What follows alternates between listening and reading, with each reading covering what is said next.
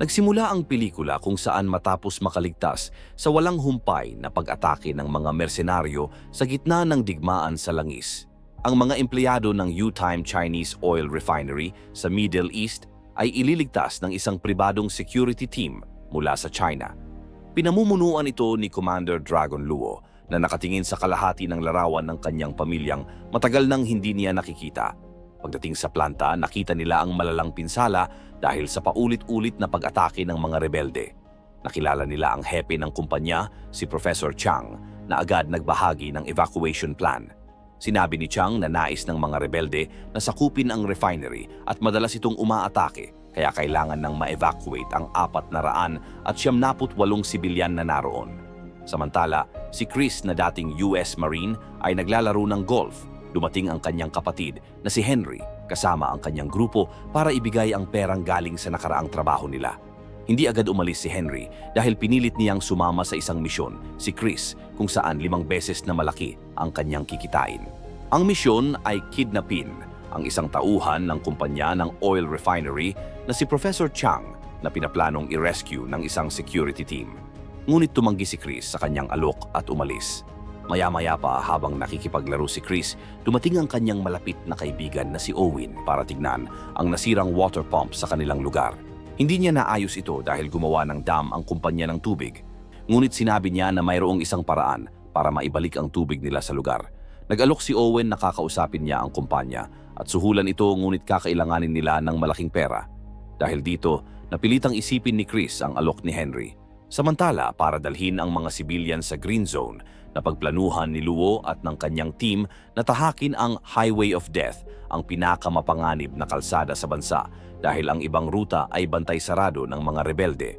Samantala, nanunood sa malayo ang anak ni Luo na si May na isa din sa nagtatrabaho sa lugar. Kinabukasan, ibinak up ni Professor Chang ang security code ng pasilidad ng refinery sa isang USB bago ito i-shutdown. Inilagay niya ito sa bag at ibinigay sa kanyang assistant na si May. Bago sila umalis, isang traidor ang naglagay ng hindi nakikitang pintura sa bus kung saan sumakay si Professor Chang. Sumakay si May sa bus kung saan ang ama niyang si Luo ang nagmamaniho na halatang may alitan sa pagitan nilang dalawa. Habang naglalakbay, nahulog ang notebook ni May na may kalahati rin siya ng larawan ng kanyang pamilya. Pinilit siyang pakiusapan ni Luo na umupo pero hindi siya sumunod. Maya-maya pa, narating nila ang Highway of Death na puno ng bitag at sirang mga sasakyan. Nilagpasan nila ang 2 sasakyan na nakaharang at sumabog ito. Meron din silang nakitang mga batang humihingi ng tulong, pero hindi nila ito pinansin dahil bahagi rin ito ng bitag. Nangako si Luo na poprotektahan niya si May, pero hindi ito naniwala. Ipinabatid ni May ang kanyang galit kay Luo. Dahil ni minsan, hindi niya nagawang bisitahin ang kanyang ina nang ito ay nasa hospital hanggang sa ito ay pumanaw. Sinabi ni Luo na nasa isang top secret mission siya para sa kanilang bansa. Ngunit sa kabila nito, sinabi pa rin ni May na hindi niya ito mapapatawad. Pagkatapos, nadiskubre nila ang malaking bagyo ng buhangin sa daan. Isang hindi inaasahang pangyayari dahil sinuri nila ang panahon bago sila umalis at inaasahang magiging maaliwalas. Wala silang ibang pagpipilian kundi sumulong at magmaneho. Agad napansin ni Luo na hindi pangkaraniwan ito, hindi gaya ng isang likas na bagyo. Dagdag pa rito na wala ang komunikasyon sa pagitan ng mga miyembro ng kupunan at ang lahat ng kanilang signal ay naputol.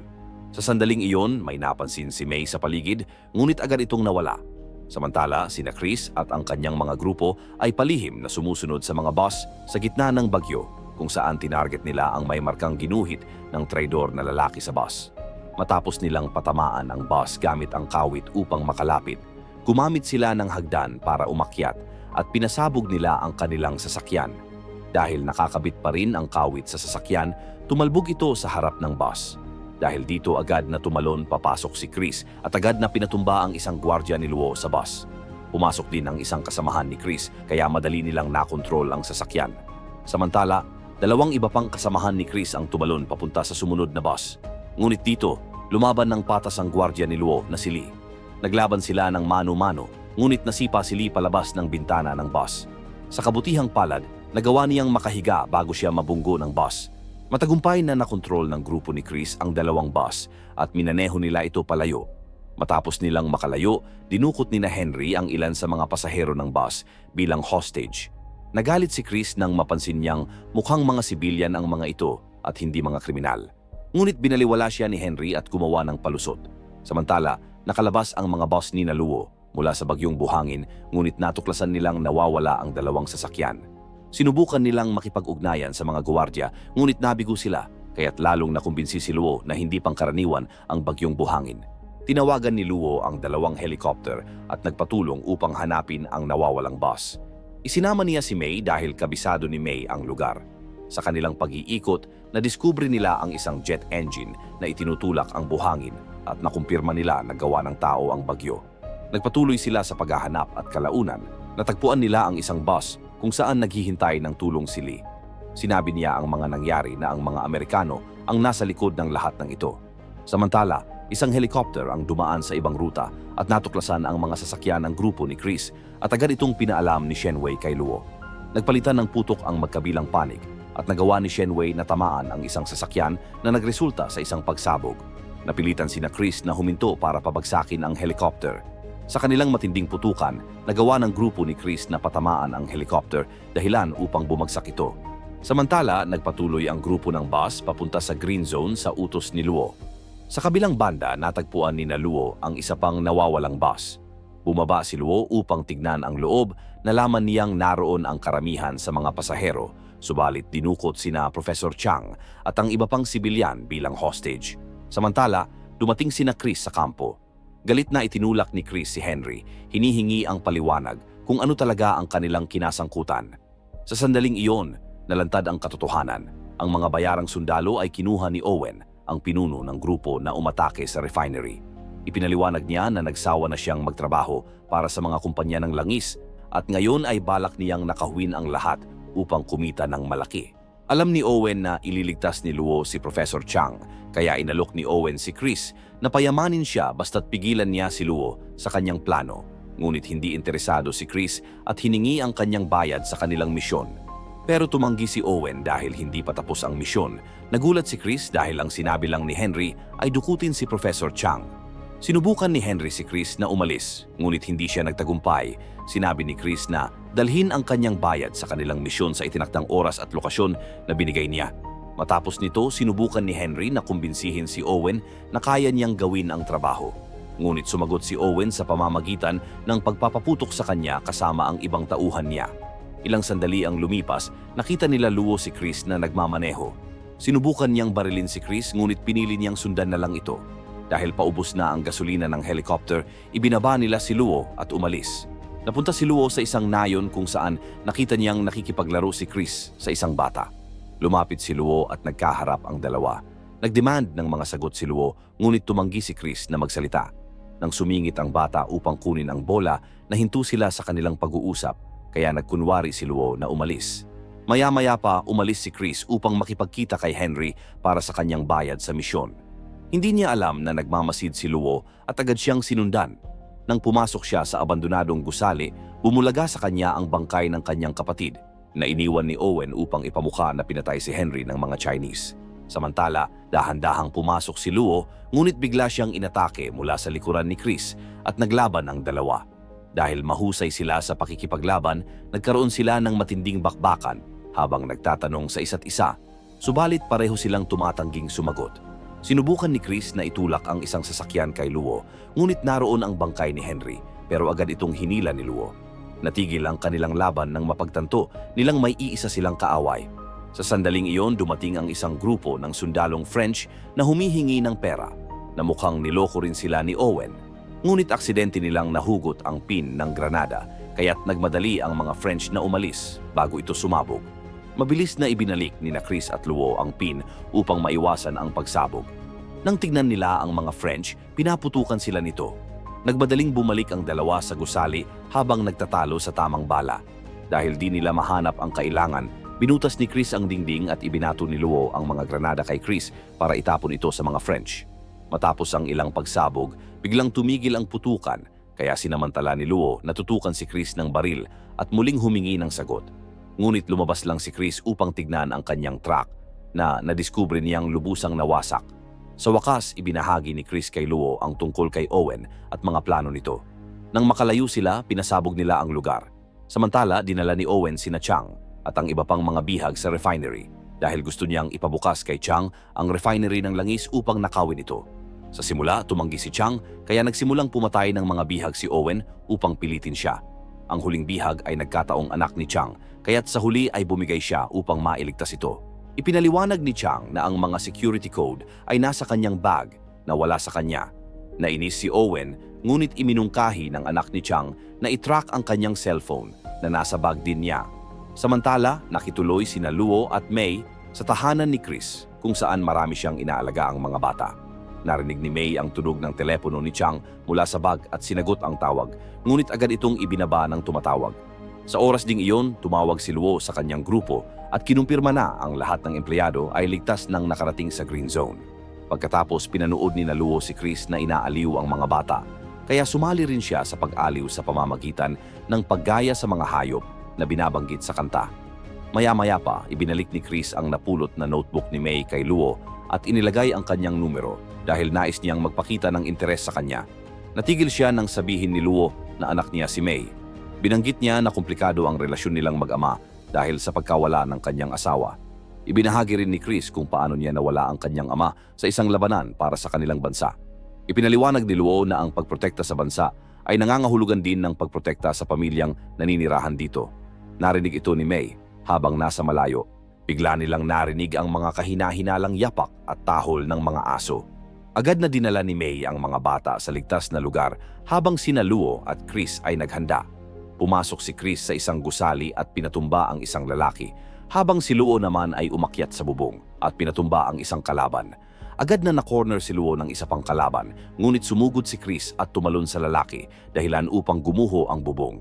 Mabilis silang lumabas ng gusali at nagtago para sa paparating na kalaban. Nagbigay ng senyas si Luo at mabilis na pinatumba ni Chris ang kalaban. Isa pang kalaban ang paparating kaya gumamit ulit si Luo ng hand signal, ngunit hindi ito naintindihan ni Chris kaya tinulak niya ito para patamaan ang kalaban. Pagkatapos nilang maghiwalay, sinugod ni Luo ang isang kalaban habang umiilag sa mga putok ng bala at agad itong pinatumba.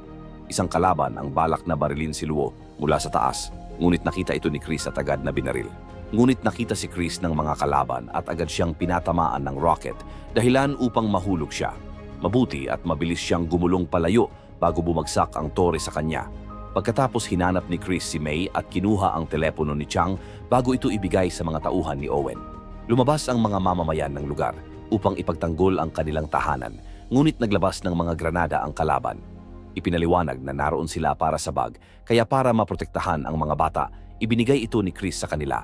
Kinabukasan, ipinaliwanag ni May na ang bag ay naglalaman ng security password ng refinery at pwede itong gamitin sa pag-activate sa daloy ng milyon-milyong langis sa sekretong underground sa buong bansa. Nagulat si Chris dito at napagtanto nila na ito ay magiging pinakamalaking pagnanakaw ng langis sa kasaysayan. Dahil dito, nagpasya ang dalawa na pigilan si Owen sa kanyang plano. Gustong sumama ni May dahil kabisado niya ang pasilidad, ngunit hindi pumayag si Luo dahil masyadong delikado. Samantala, dumating ang bag kay Owen at ibinigay ito kay Professor Chang para i-activate ang computer. Nagsimulang dumaloy ang langis sa mga underground ng bansa patungo sa malalaking barko na katransaksyon ni Owen. Nang dumating sina Luo at Chris, agad na nagpaputok ang mga gwardya, ngunit madali nilang nailagan ang mga ito. Nagpatuloy si Chris sa pagmaneho hanggang makapasok sila sa refinery. Gayunpaman, iniwasan niyang mabunggo ang isang truck na may dalang langis, kaya bumangga sila at bumagsak ang isang tore. Nalaman nila Owen na naroon sila kaya agad silang sinugod ng mga kalaban. Umakyat naman si Luo, ngunit sinundan siya ng mga gwardya. Agad na sinira ni Owen ang USB mula sa computer upang hindi mapigilan ang daloy ng langis at umalis kasama ang kanyang personal na mga gwardya. Samantala, dumami ang mga kalaban na dumating para pigilan sina Luo at Chris. Nagtulungan sila para pabagsakin isa-isa ang mga kalaban. Dahil dito, matagumpay nilang napabagsak ang mga kalaban. Agad silang pumasok sa pasilidad at pinabagsak ang iba pang mga kalaban. Isang guwardiya ang naghihintay sa kanila kaya inihagis ni Luo ang kutsilyo upang ilihis ang atensyon nito at sinamantala ni Chris na ibato ang isang hose at tumama ito sa gwardya. Ginamit ni Luo ang pagkakataon upang patakbuhin palayo sina Chang at ang kanyang anak. Pinagtulungan nila ang gwardya ngunit masyadong magaling ito sa pakikipaglaban. Nagkaroon sila ng barilan ngunit nawalan ng bala si Chris kaya gumanti ng mga putok ang kalaban. Mabilis nagplano ang dalawa. Gumawa ng distraksyon si Chris na nagbigay ng pagkakataon kay Luo na itulak ang gwardya papunta sa isang salamin. Pagkatapos, pinaalis ni Luo si Chris para habulin si Owen habang siya ang makikipaglaban sa gwardya. Nakita ni Chris si Owen kaya kaagad niya itong hinabol, ngunit masyadong mabilis ang sasakyan ng mga ito. Sa tamang pagkakataon, dumating si May sakay ng isa pang truck ni Chris, kaya nagpasya silang habulin si Owen ng magkasama. Samantala, patuloy na nakikipaglaban ng mano-mano si Luo sa gwardya. Nang lumingon si Luo upang sabihan si Chang na umalis, sinubukan ng gwardya na tumakas sa pamamagitan ng pag-akyat sa mga makina. Bilang tugon, ginamit ni Luo ang isang foam gun na pangpatay sa apoy upang hindi siya makaakyat at mablangko ang kanyang paningin. Sa kasamaang palad, nasira ang baril at bumaha ng foam gun sa paligid. Kumuha agad si Luo ng lubid at ikinabit sa sinturon para hindi malunod. Tumalon sa kanya ang gwardya pero agad siyang tinulak ni Luo at nagpatuloy ang kanilang laban. Dahil sa mga lubid, nagkaroon ng kalamangan si Luo, itinulak ang kalaban sa makina at pinabagsak ito. Sa kalsada, nagpalitan ng putok sina Chris at Owen hanggang maubusan sila ng bala. Inilihis ni na Owen ang kanilang sasakyan sa ibang daan, ngunit dahil hindi pang disyerto ang sasakyan nila Chris, madali itong nasira at nakatakas si Owen. Hindi alam ni na May at Chris kung ano ang gagawin, ngunit sa tamang pagkakataon, dumating si Luo sakay ng truck. Hinabol nila si Owen, ngunit napagtanto nilang masyadong mabagal ang truck. Pero dahil may jet engine ang truck, inactivate nila ito na siyang nagpabilis sa truck. Dahil dito, naabot nila ang mga truck ng langis at bumangga sa isa. Isa pang truck ang nabangga nila na siyang dahilan upang lumipad at bumagsak sa iba pang mga sasakyan. Nagdulot ng sunod-sunod na pagsabog, dahilan upang sumalpok sila Owen. Nasunog at namatay ang driver, ngunit nakaligtas si Owen. Muling inalok ni Owen ang pera si Chris, ngunit tinanggihan niya ito. Dahil dito, itinulak ni Owen ang bangkay ng gwardya at nagmaneho palayo. Sinubukan siyang habulin ni Luo, ngunit natuklasan nilang tumatahgas ang tangke ng truck dahilan upang lumubog ito. Inactivate nila ang katig ng truck na nagbigay sa truck na dumulas sa buhangin gamit ang lakas ng jet engine. Agad nilang nahabol si Owen at itinulak nila ito papunta sa bangin. Binalaan ni Luo si Chris na tumalon, ngunit hindi siya narinig. Agad na iginapos ni Luo ang sarili at si May, kaya't nakatalon sila mula sa truck bago ito tuluyang bumagsak. Ngunit hindi nahulog si Owen. Nang tumingala ang dalawa, napansin nilang nakakabit ang lubid sa sasakyan ni Owen. Tumawa si Owen at pinaandar ang sasakyan, pero tuluyan siyang nahulog. Sa huling sandali, nagawa ni Luo na tanggalin ang lubid at lumapag sa bato, kaya hindi sila nasama sa pagbagsak ni Owen. Tinawag nila si Chris, ngunit wala itong sagot. Sa sandaling iyon, napansin ni May ang notebook niya sa bulsa ni Luo. Nakita niyang ibinalik ni Luo ang mga piraso ng kanilang larawan.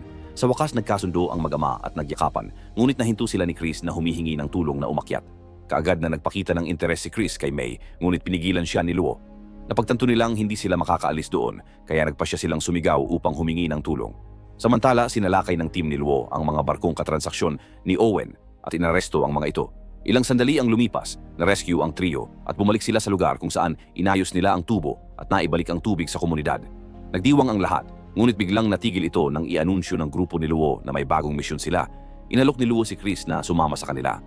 Salamat sa panunood. Mag-subscribe at pindutin ang bell button para updated ka palagi sa mga susunod kong video.